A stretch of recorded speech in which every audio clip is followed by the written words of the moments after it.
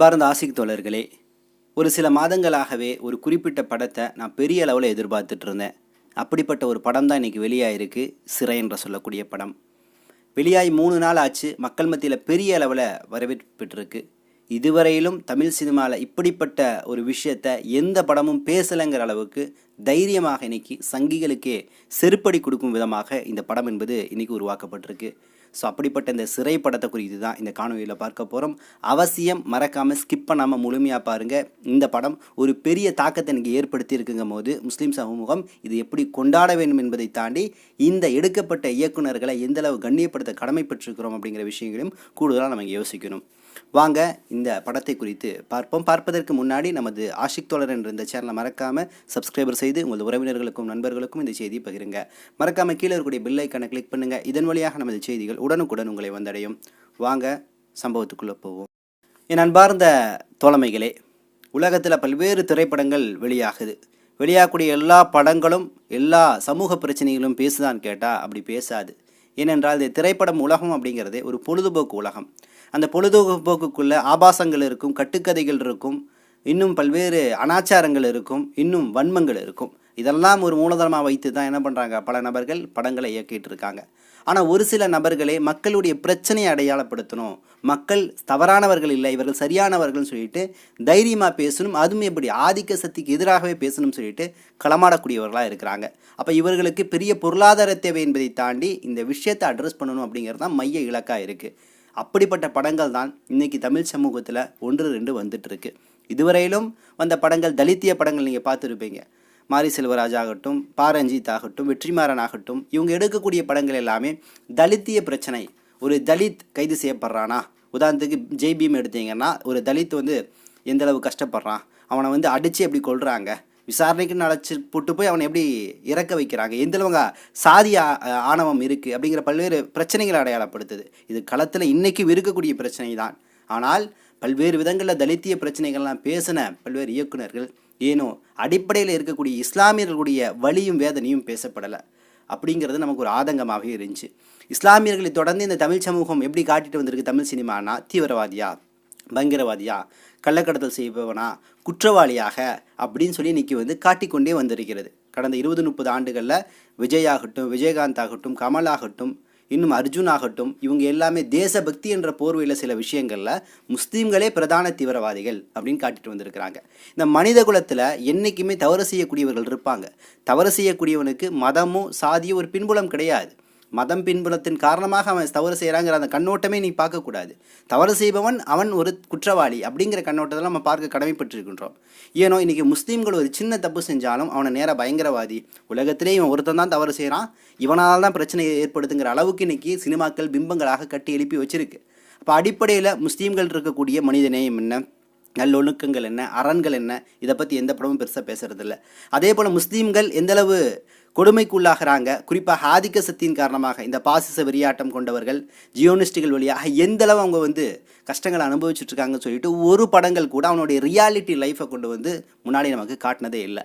ஆனால் இந்த கடந்த 10 ஆண்டுகளில் ஒரு சில படங்கள் கதாபாத்திரங்களாக முஸ்லீம்கள் நல்லவர்கள், அவங்க இந்த குணத்துலலாம் இருப்பாங்கன்னு காட்டியிருக்கு. உதாரணத்துக்கு நீர்ப்பறவை பார்த்துருப்பீங்க, அதில் சமுத்திரக்கனி கேரக்டர்லாம் ரொம்ப அற்புதமாக இருக்கும்.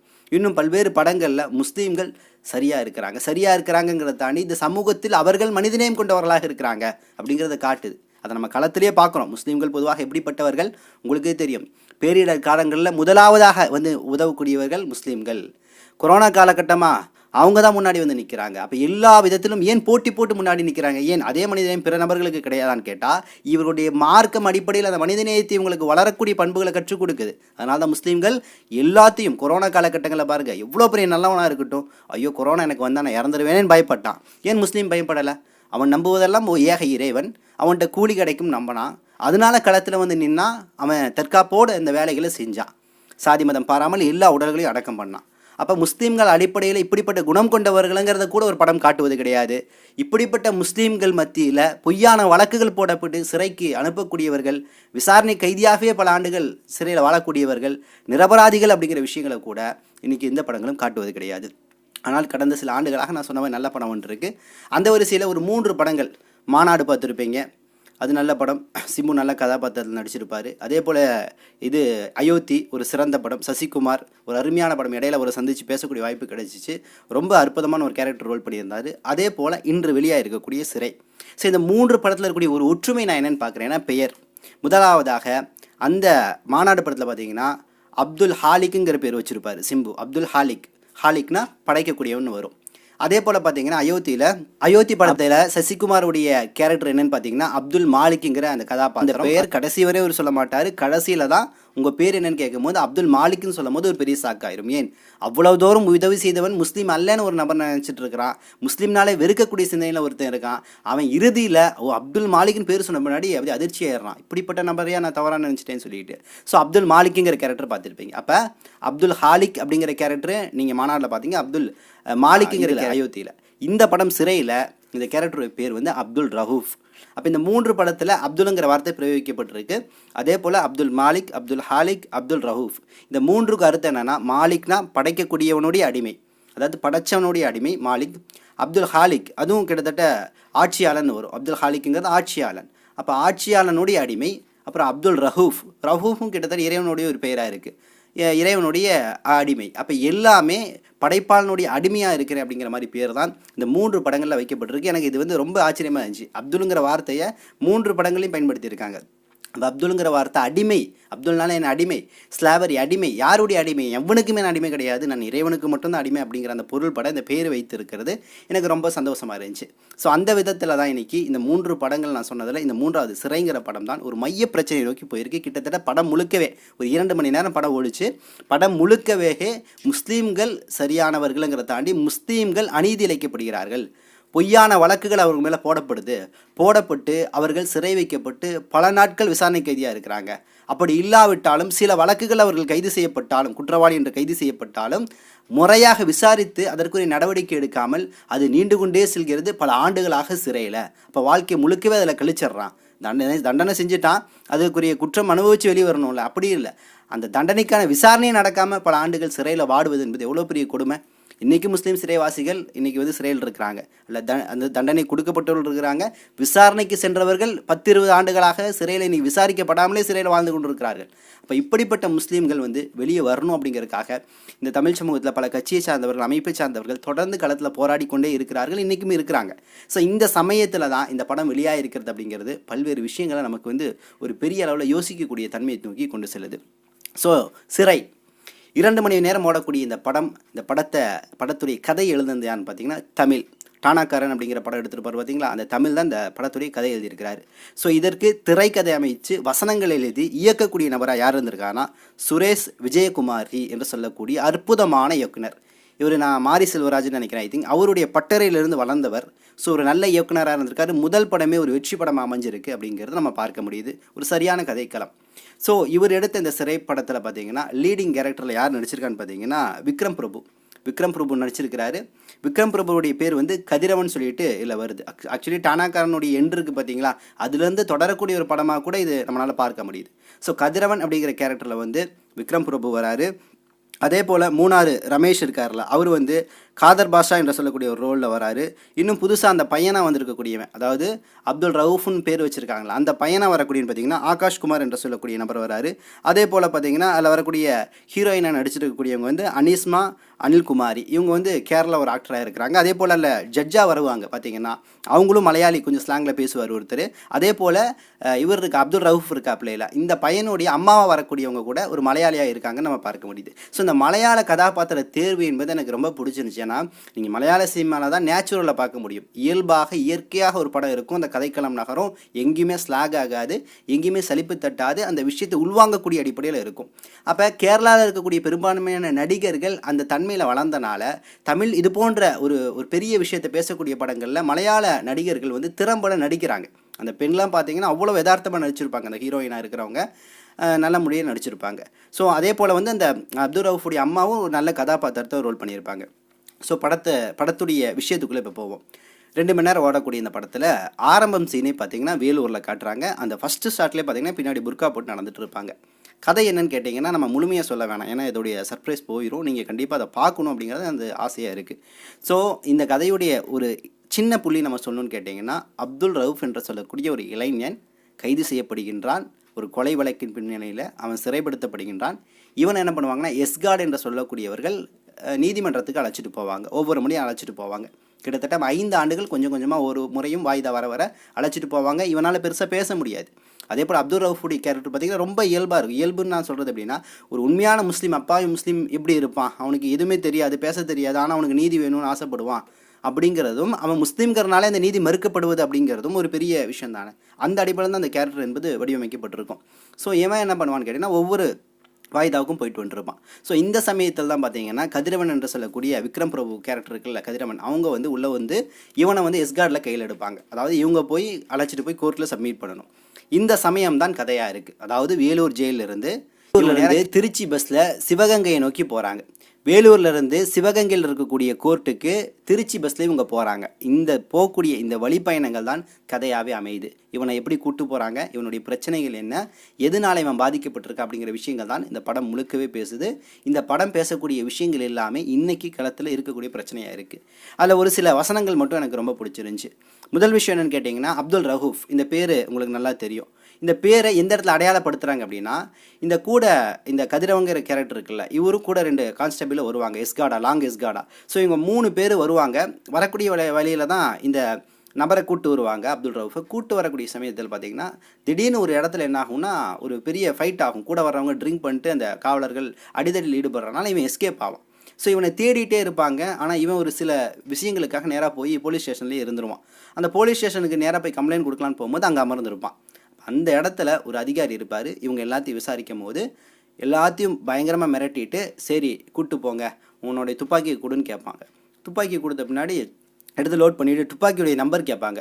113 சொன்ன பின்னாடி உள்ள ரைஃபிள் இருக்குல்ல, குண்டு, இதெல்லாம் லோட் பண்ணால் அந்த குண்டெலாம் வெளியே எடுன்னு கேட்கும்போது தான், சார் இல்லை சார் என்ன அப்படின்னு கேட்கும்போது, இல்லை உள்ளே நான் போட்டுட்டேன். இப்படி எடுத்து பார்ப்போம் உள்ளே இருக்கும்.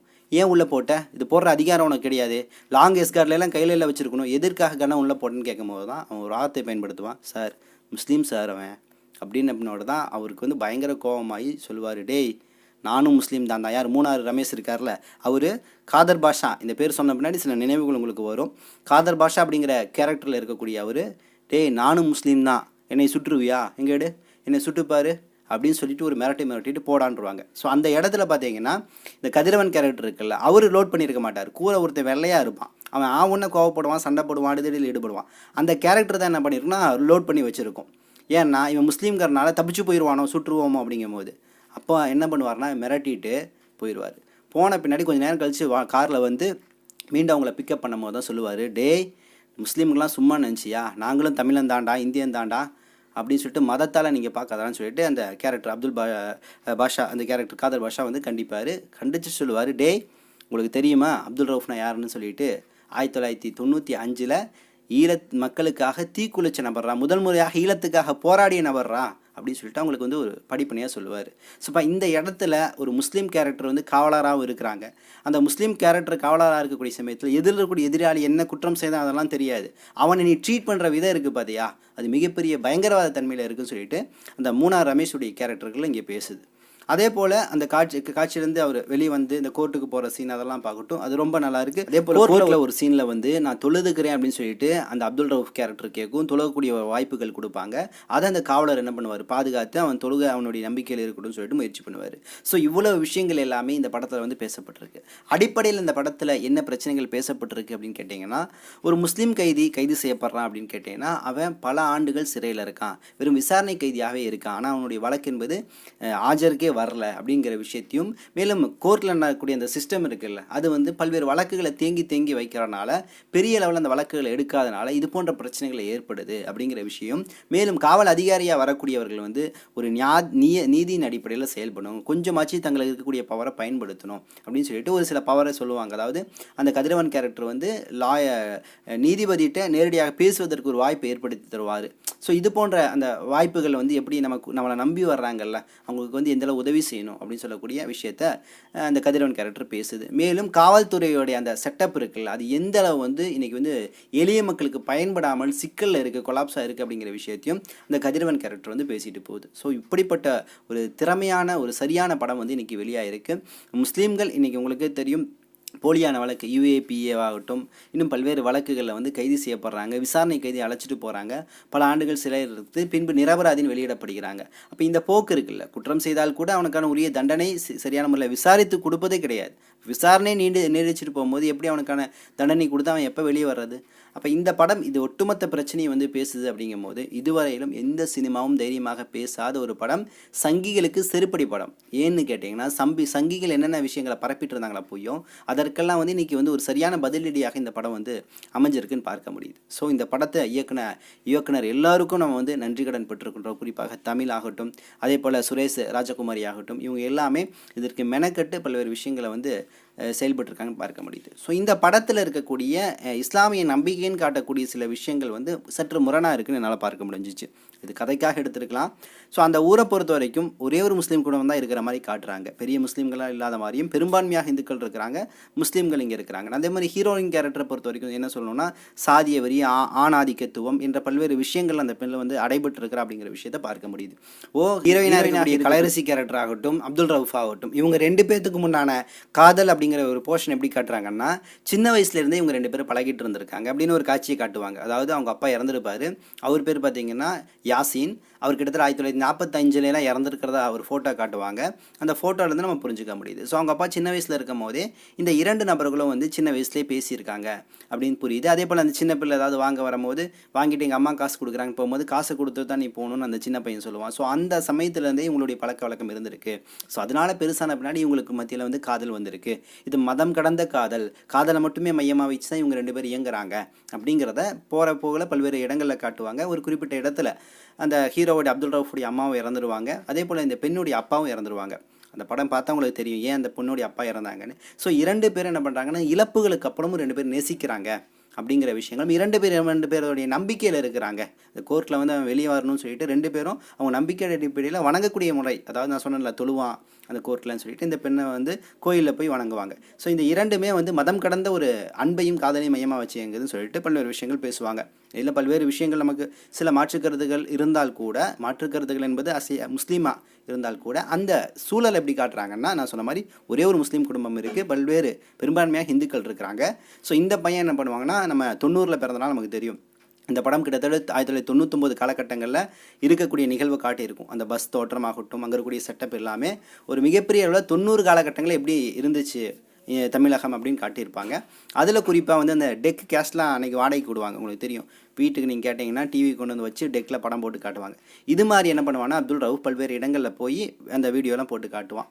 ஸோ இந்த மாதிரி விஷயங்களையும் காட்டியிருப்பாங்க. அப்போ அந்த இடத்துல நம்ம என்ன பார்த்தோம்னா, சில விஷயங்கள் பெரும்பான்மையாக ஹிந்துக்கள் இருக்கிறனால அப்துல் ரவுஃப் அவங்களோட மிங்கிலாகி பழகியிருக்கான். அவன் தொழுவான், எல்லாமே செய்வான், ஆனால் எல்லோரோடவும் கலந்து அவன் வாழ்ந்திருக்கான் அப்படின்னு பார்க்க முடியுது. அதில் ஒரு காட்சி என்னென்னா, அப்துல் ரவுஃபுடைய தந்தை இறந்தார்ல யாசின், அவருடைய புகைப்படம் வைத்திருப்பாங்க, விளக்குகள் இருக்கும், அவரை டெய்லியும் கும்பிடுவாங்க, சாமியாவே கிட்டத்தட்ட பார்ப்பாங்கங்கிற மாதிரி காட்சி அமைக்கப்பட்டிருக்கு. ஸோ இந்த காட்சி இருக்குது பார்த்தீங்களா, இது முஸ்லீம் சமூகத்தோடு ஒரு காலம் பொருந்தாது. எந்த முஸ்லீமுடைய வீட்லேயும் வந்து இறந்த நபர்களுடைய ஃபோட்டோ யாருமே நீங்கள் போய் பார்த்துன்னு தெரியும் இருக்காது. ஃபோட்டோ வச்சுலாம் டெய்லி விளக்கேற்ற மாட்டாங்க. நீங்கள் அதில் விளக்கேற்றி உளுந்த வடையெல்லாம் வச்சுருப்பாங்க. சில நம்பிக்கைகள், அதாவது ஆரம்பத்தில் நம்ம வந்து ஒரு ஜாஹ்லியா காலம் நமக்கு சொல்லலாம், நம்ம ஹிந்துக்களாக இருந்திருப்போம்ல, அப்போ நம்ம பல்வேறு வழிபாட்டு முறைகளை பின்பற்றி இருப்போம்ல. அதை என்ன பண்ணுறோன்னா, இன்றைக்கி முஸ்லீமான பின்னாடியும் அதில் சில சாயல்களை எடுத்து நம்ம வாழ்க்கையில் பின்பற்றி கொண்டே இருக்கின்றோம். அதுபோல் சில நிகழ்வுகள் அந்த காலகட்டத்தில் இருந்திருக்கலாம். அப்போ ஹிந்துக்கள் பெரும்பான்மையாக இருக்கக்கூடிய மத்தியில் அப்பாவுடைய புகைப்படம் வைத்து விளக்கு ஏற்றி அவர் விரும்பி சாப்பிட உளுந்து வடையை அங்கே வைக்கிறது அப்படிங்கிறது, அது அவங்களுக்கு இன்றைக்கி நான் 90 பார்த்துருக்கேன். எப்படின்னா, இறந்தவங்களுக்கு புகைப்படம் வைக்க மாட்டாங்க, ஆனால் அவங்க விரும்பி என்ன சாப்பிட்றாங்களோ அது ஏழை எளிய மக்களுக்கு வாங்கி கொடுப்பாங்க. சில இடங்களில் வந்து டெய்லியும் தண்ணியை கொண்டு போய் ஒரு மூலையில் வச்சுருவாங்க. தண்ணியை பிடிச்சி வீட்டில் ஏதாவது வாசல் இருக்கும்ல, மூலையில் வச்சுட்டு போயிட்டோம்னா ஒரு நினைவாக வச்சிடலாம். அதே மாதிரி அவருக்கு என்ன பிடிக்குமோ, காஃபியா டீயோ, அதை வாங்கி பிறருக்கு கொடுப்பது, இது மாதிரி விஷயங்கள் ஈடுபட்டிருப்பாங்க. ஆனால் புகைப்படம் வைத்து அவருக்கு வந்து பூஜை செய்வது அப்படிங்கிற மாதிரியோ அல்லது விளக்கேற்றுவது அப்படிங்கிற மாதிரியோ ஒரு செயல்பாடு என்பது முஸ்லீம் சமூகத்தில் கிடையவே கிடையாது. அப்போ இந்த படத்தில் காட்டியிருக்காங்கன்னா அந்த காலகட்டங்களில் இப்படி இருந்திருக்கலாம். எனக்கு கொஞ்சம் உண்மை கதையை ஒட்டி தழுவி எடுக்கப்பட்ட படமாக இருக்குது. அப்போ அந்த காட்சிகள் நகர இந்த காதல் மட்டும், இந்த காதல் லவ் போர்ஷன் இருக்குல்ல, இது மட்டும் எப்படி கொண்டு போகுதுன்னா, அப்துல் ரவுஃப் ஒவ்வொரு இடத்திலும் அவன் முஸ்லீம்களுக்காக புறக்கணிக்கப்படுறான். இந்த பிள்ளை சாதியின் அடிப்படையில் சில இடங்களில் புறக்கணிக்கப்படுது. இவன் முஸ்லீம் எங்கெங்கே புறக்கணிக்கப்பட்டிருக்கான்னு கேட்டிங்கன்னா, நான் சொன்ன மாதிரி இவன் முஸ்லீம் சொல்லிட்டு கையில் லோட் பண்ணி துப்பாக்கி வச்சிருக்கிறதுல ஆரம்பித்து 1998 கோவை குண்டு வெடிப்பு கலவரத்துக்கு அப்புறமே முஸ்லீம்களை எப்படி ட்ரீட் பண்ணியிருக்கிறாங்க ஜெயிலில், அதாவது இவன் ஆக்சுவலி மதுரை ஜெயிலில் இருந்திருப்பான், இவனை வேலூர் ஜெயிலுக்கு மாற்றிருப்பாங்க. ஏன் மாற்றினான்னு கேட்டிங்கன்னா 98 சம்பவத்துக்கு அப்புறமே முஸ்லீம்கள் மீது பல்வேறு இது போல் நடவடிக்கைகள் பார்வையே மாறி இருக்குன்னு சொல்லலாம். இப்போ 98 நமக்கு வயசு பார்த்தீங்கன்னா கிட்டத்தட்ட 5-6 வயசு தான் இருக்கும் எனக்கு. இப்போ ஏன் 98 எனக்கு 5 வயசுங்கும் போது அன்னைக்கு இளைஞராக இருந்திருப்பான் பாரு, ஒரு 20 வயசு 25 வயசு 30 வயசு. இவனுடைய நிலைமை யோசிச்சு பாருங்களேன், இவன் சின்ன வழக்கு போடப்பட்டாலும் இவன் எப்படி பார்க்கப்பட்டிருப்பான் அப்படிங்கிற ஒரு இருக்குல்ல. அப்போ கோவை குண்டுவெடிப்பு கலவரத்திற்கு அப்புறம் முஸ்லீம் இளைஞர்கள் மேலே இருந்த அந்த பார்வை என்பது எந்தளவு வன்மமாக இருந்திருக்குங்கிறது ஒரு சாயலாக அப்துல் ரவுஃபுடைய கேரக்டர் பேசப்பட்டிருக்கு. ஆனால் முஸ்லீம்கள் இப்படி கோவை குண்டுவெடிப்பு நடக்கிறது நியாயமாங்கிற கேள்விகள் பல நபர்கள் சங்கிகள் எழுப்பக்கூடிய சமயத்தில் அதே கேள்வி நம்ம திருப்பி கேட்குறோம். மாலேகான் குண்டுவெடிப்பு நடந்துச்சுல, இதுக்கு ஆர்எஸ்எஸ் தீவிரவாதிகள் தான் காரணம். இன்னும் பல்வேறு விஷயங்களுக்கு ஆர்எஸ்எஸ் தீவிரவாதிகள் காரணம். இன்றைக்கி சாட்சிகள் இருக்குது. அப்போ முஸ்லீம் சமூகத்தில் ஒருத்தன் செஞ்சால் அது பயங்கரவாதம் தீவிரவாதம், அதே இந்துத்துவ சிந்தனை கொண்டவர்கள் வந்தால் தியாகிகள் நியாயவாதிகளா? கிடையாது இல்லை. அப்போ எந்த சமூகத்தில் நடந்தாலும் சரி, எந்த சாதியில் மதத்தில் நடந்தாலும் சரி, அந்த குற்றம் செய்தவனை மத அடையாளத்தோடு பார்க்காதீங்க, அவனை குற்றவாளியாக பாருங்கள், அவனுக்கான தண்டனையை வழங்குங்கள்ங்கிறதா நமது கோரிக்கையாக இருக்குது. ஆனால் இங்கே என்ன பண்ணுறாங்க, ஆவுன கோவை கலவரம் முஸ்லீம்கள் காரணம் அப்படிங்கிற அந்த பிம்பத்தை மட்டுமே கட்டிக்கொண்டு இந்துத்துவ சிந்தனை கொண்டவர்கள் செய்ததை மடைமாற்றக்கூடிய வேலையை தான் இன்றைக்கி என்ன பண்ணிட்டுருக்காங்க, செஞ்சிட்ருக்காங்க. ஸோ இதற்கு எல்லாமே ஒரு சவுக்கடி பதிலாகத்தான் இன்றைக்கி இந்த சிறை என்று சொல்லக்கூடிய படம் அமைஞ்சிருக்குன்னு என்னால் பார்த்து. அதனால் இந்த படம் நிச்சயமாக அனைத்து மக்களும் கொண்டாடக்கூடிய வரவேற்கத்தக்க படமாக இருக்குது. குறிப்பாக முஸ்லீம்கள் இந்த இயக்குநர்களுக்கும் நடிகர்களுக்கும் நன்றி சொல்ல வேண்டும். அப்படிப்பட்ட கதாபாத்திரங்களை இன்றைக்கி அழகாக வடிவமைச்சிருக்காங்க. இதுவரையிலும் தமிழ் சினிமாவில் பேசப்படாத பல்வேறு பக்கங்கள் முஸ்லீம்களுடைய பிரச்சனை குறித்து இந்த படம் பேசப்பட்டிருக்கு. அப்படிங்கிறனால தான் இந்த படத்தை குறித்து நம்ம இன்றைக்கி பேசிகிட்டு இருக்கோம். இந்த படத்தில் வர காவலர் கேரக்டர் இருக்குது பார்த்தீங்களா, கதிரவன் விக்ரம் பிரபு, இவருடைய கேரக்டர் ரொம்ப அற்புதமாக இருக்குது. ரொம்ப வளர்ந்துட்டே போகிறாரு. டானாக்காரனுக்கு அப்புறம் இந்த படம் அப்படிங்கிறது ரொம்ப நல்லா இருக்குது. சமூகத்திற்கு தேவையான கொண்டாடப்படக்கூடிய ஒரு வரவேற்கத்தக்க ஒரு நடிகராக இன்றைக்கி விக்ரம் பிரபு மாறி இருக்கிறார். அப்படிங்கிறதுல மாற்று கருத்தே கிடையாது. விக்ரம் பிரபு கேரக்டர் பார்த்தீங்கன்னா ரொம்ப மைல்டாக இருக்குது. இங்கே ஹீரோயிஸத்துக்கு வேலையே இல்லை. நீங்கள் நல்லா பாருங்களேன், இங்கே ஹீரோயிசம் அப்படின்னு நீங்கள் எதை பார்க்குறீங்கனாலே அநீதி இழைக்கப்பட்டவனுடைய குரல், ஒரு காவலாளி எந்தளவு நேர்மையாக இருக்கான், குறைந்தபட்ச மனிதாபிமானம் எந்தளவு அவன்கிட்ட இருக்குது, எந்தளவு அவன் உதவி செய்ய முன் வரான் அப்படிங்கிற விஷயங்கள் தான் இந்த படம் காட்டியிருக்கு. இந்த படத்துடைய கடைசி சீனில் வரும் அவனுக்கு கிடைத்த பாடங்கள் எல்லாமே அவனுக்கு பயிற்சிக்கு வரக்கூடிய அந்த மாணவர்களுக்கு, அந்த ஆயுதப்படைக்கு வரக்கூடியவர்களுக்கு அவன் அந்த கதையாகவே கடைசியில் அதை சொல்லி முடிப்பான். இப்படிலாம் ஒருத்தர் இருந்தான், அவன் யாருக்காக போகிறான்னான்னு பாரு, அவனுடைய பின்புலங்கள் என்னன்னு பாருன்னு சொல்லிட்டு அந்த பயிற்சிக்கு வரக்கூடிய ஆயுதப்படை மாணவர்களுக்கு அந்த கிளாஸ் எடுக்கிற சீன் என்பது நிச்சயமாக உள்ளத்தை கலங்கடிக்க வச்சிருச்சு. அந்தளவு முஸ்லீமாக நம்ம அதை பார்க்க வலி அதிகமாக தான் ஆச்சு. பல இடங்களில் நானே அழுதேன். நிச்சயமாக முஸ்லீம்னால் லோட் பண்ணி வச்சுருக்காங்க போது ஒரு பெரிய வலி ஏற்பட்டுச்சு. அப்போ இதெல்லாம் நம்ம நிச்சயமாக நாம் எந்தளவு அழுகிறோம், எந்தளவு ஃபீல் பண்ணுறோம் அப்படிங்கிறத தாண்டி பிற சமூகத்தை சார்ந்த மக்கள் இன்றைக்கி அழுகிறாங்க, ஃபீல் பண்ணுறாங்க, அவங்களுடைய டிசிஷனை மாற்றி அமைச்சுக்கிட்டாங்க, முஸ்லீம்கள் குறித்த பார்வையை மாற்றி அமைச்சிருக்கிறாங்க. அப்போ இவ்வளோ பெரிய வேலை செய்திருக்கக்கூடிய இயக்குனர் சுரேஷ் ராஜகுமாரி ஆகட்டும், அதே போல் இந்த கதையை எழுதிய டானாக்காரனுடைய இயக்குனர் இருக்கக்கூடிய தமிழாகட்டும், இதில் நடித்த பல்வேறு நடிகர்களாகட்டும், குறிப்பாக மூணாறு ரமேஷுடைய அந்த காட்சிகள், அதான் நான் சொன்ன மாதிரி காதர் பாஷா அந்த சீனில் வரக்கூடிய அவருக்காகட்டும், அதே போல் இந்த ஹீரோயின் ஆகட்டும், இன்னும் பல இதில் நடிச்சிருக்கக்கூடியவர்களாகட்டும், அந்த அப்துல் ரவுஃப் என்று சொல்லக்கூடிய கேரக்டரில் வரக்கூடிய அந்த தம்பி ஆகட்டும், எல்லாமே நல்லா நடிச்சிருக்கிறாங்க. இவங்க எல்லாத்துக்கும் கோடான கோடி நன்றிகள். நிச்சயமாக இது போன்ற படங்கள் தொடர்ந்து இந்த தமிழ் சமூகத்தில் வரணும் அப்படிங்கிறதான் நமது ஆசையாக காணப்படுகிறது.